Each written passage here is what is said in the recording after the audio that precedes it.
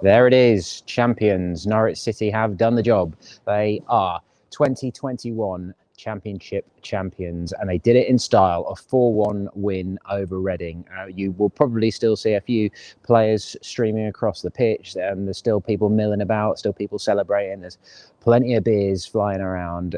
A real positive day, still tinged with sadness, of course, that it was in an empty stadium. And we spoke to Kieran Dowell, Kenny McLean, Tim Krul afterwards. They all spoke about that sadness, really. But as we'll play you now, there was plenty of celebrations outside.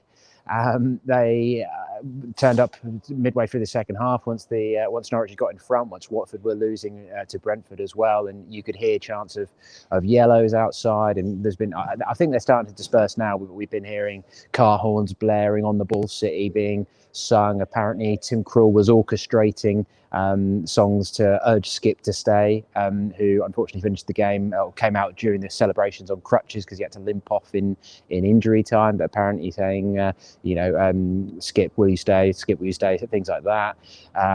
Daniel Farker had an ice bucket poured over his head, so was soaking wet. The players all with beers in hand. Kenny McLean said he was already on his fourth beer by the time we spoke to him. So yeah, it's been pretty good. I was interviewing the players and stuff 2 years ago after the title, and although 2 weeks ago after promotion felt a bit weird and a bit surreal because they'd lost to Bournemouth, this time it felt proper. The players were really able to cut loose, and they know they haven't got a midweek game this time like they did against Watford a few days later, and it's great. So yeah, we'll play you those the clip of the fans if we got that ready, Tony. I think in the background.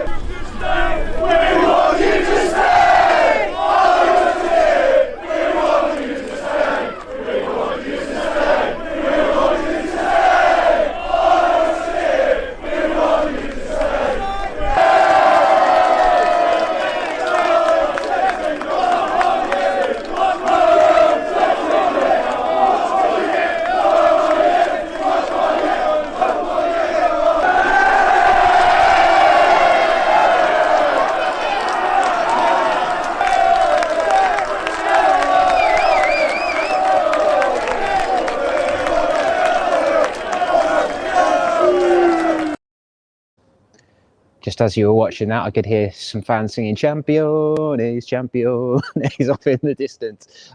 While we were interviewing McLean, I'm presuming the Farker waves came out because we heard the "way, way, way" while we were talking to him. So it's been good fun. Of course, this weekend is the social media boycott to sort of urge the social media companies to take action against racism and abuse. So that's added a slightly odd feel to it. But the Matchday Live blog at Pinkford.com was really good fun, and we've got loads on the websites, of course, and we'll keep that coming over the next couple of days to really help you to savour this. I think we've got a supplement lined up in print for during the week to really savour this season. But just to quickly touch on the game, they did have to work hard for it. Reading had their playoff hopes ended last weekend when they drew with Swansea, so they knew they couldn't make the top six, but they turned up. They did make 3 changes. They brought in 3 young lads into the team, and they played really well, to be fair to them. They showed spirit and determination, and they made sure that Norwich had to work for their win. And they did actually take the lead through Josh Laron in the 12th minute. Good header at the back post from a Michael Elise free kick on the left, whipped across, dipping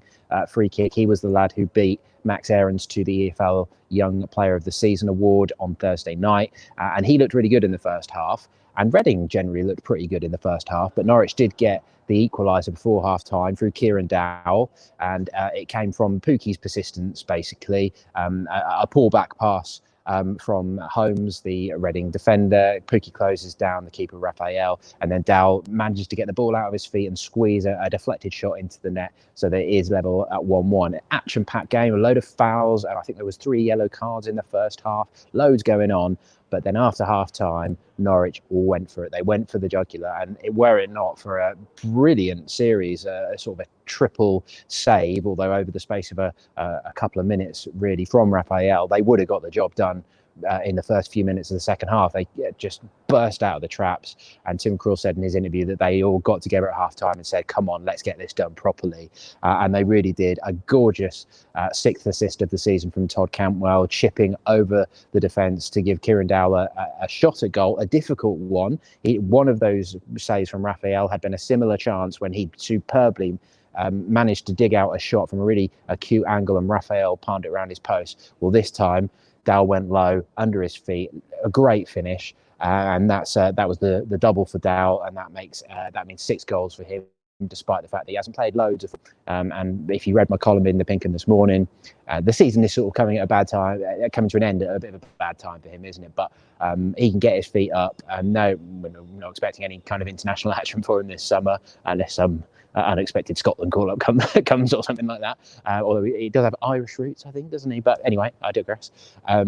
He will probably be able to get his feet up, think about pre-season, and then hopefully he's going to be in a real good place, as long as he doesn't have any injury setbacks, to have a good crack at the Premier League. And spoke to him a bit about that, so that will come. That was 64th minute. That is 2-1. They take the lead. News starts coming through that Watford are losing at Brentford. And then the icing is put on the cake by Javi Quintilla with his second goal in 2 games. A beautiful free kick, won by Cantwell, charging into the box, and he was clipped. And the referee played advantage initially and then brought it back. And as he was stood over the ball with Buendia, I said to Connor, my colleague, wonder why Dow's not taking this for his hat-trick opportunity. And then we saw why. The players obviously have seen him do that in training. Bent a beautiful left-footed free kick over the wall, top left corner. That's 3-1. And you know that is pretty much game over. At that point, Reading looking very frustrated, and Pukki had a few chances here and there. Dow was denied a beautiful assist, fairly similar to Cantwell, but probably the difficulty a little bit harder, and the way he just sort of dinked the ball over the top, sent Pukki through, but Raphael again denied him on that occasion. But the goal did come finally for Teemu, his 26th of the season, in the 85th minute, and it came from a defensive mistake similar to the first goal, really. Holmes plays the ball back towards his keeper. Pukki reads it, nips in, and then is able to walk the ball into the net for 4-1. And you can just imagine what the atmosphere was like in here with the subs. The directors were all on their feet applauding. You had Alex Tettey and Mario Vrancic coming on for what might be their final Carrow Road appearances. Jordan Hugill came on for Quintilla. They didn't take Pukki off. I guess they were thinking, he can still chase that golden boot, although I think last I saw, Ivan Toney had got 1 goal, so that's probably pretty unlikely now. But overall, I think I'll go Dow man of the match today, just for that impact. As I say, lucky not have assist with it as well. And I'll give Dow, Cantwell and Pukki all a 9. Even though Pukki did miss a couple, he was all over the place, really ran hard for it, and deserved more goals for his performance, really. And I'll give everyone else an 8. I thought Andrew Omobamidele needs a mention as well. The composure that lad has shown in the situation that he's been thrown into has been exceptional, really, and he has teed up an exciting next stage of his career, whether that is pushing to be a part of Premier League of the Premier League plans, or whether it's out and getting a good loan spell. He just is so good on the ball. He's got plenty to learn defensively, probably, but positionally he's been pretty good. It's really helped in that Hanley and Krul have been there to guide him and direct him through these things. But he was excellent. They were all excellent overall today. Javi Quintilla had a bit of a shaky first half defensively, but as Norwich got on top of things in the second half and were piling forward, he looked much better.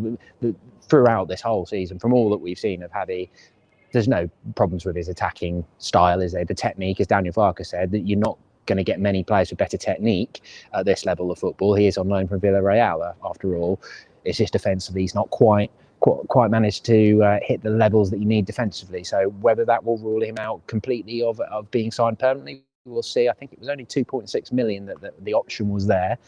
He seems to be a popular part of the squad, so you never know. Maybe he could be the good competition for Giannoulis. He might have just pushed himself into it, and you would have thought that they would probably play him at Barnsley on the last day of the season now, just to have one more look at him, because they know they're signing Giannoulis. Daniel Farker has already said it, hasn't he? So, but we've got a long time to pour over all that sort of stuff as we plan for the Premier League.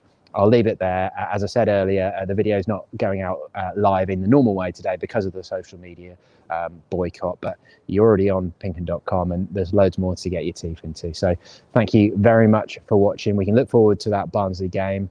See if they can really finish it in style. They broke the club record today, of course. They're now on 96 points. That's more than any Norwich City team has ever managed in any division. It breaks the second tier record, which was previously 94. So can they get to 99? Can they really, really finish on a high? Because not many clubs have finished with that many points before. And then with the Euros as well, for a bit of entertainment, we've got an exciting summer to look forward to. Thanks very much for watching.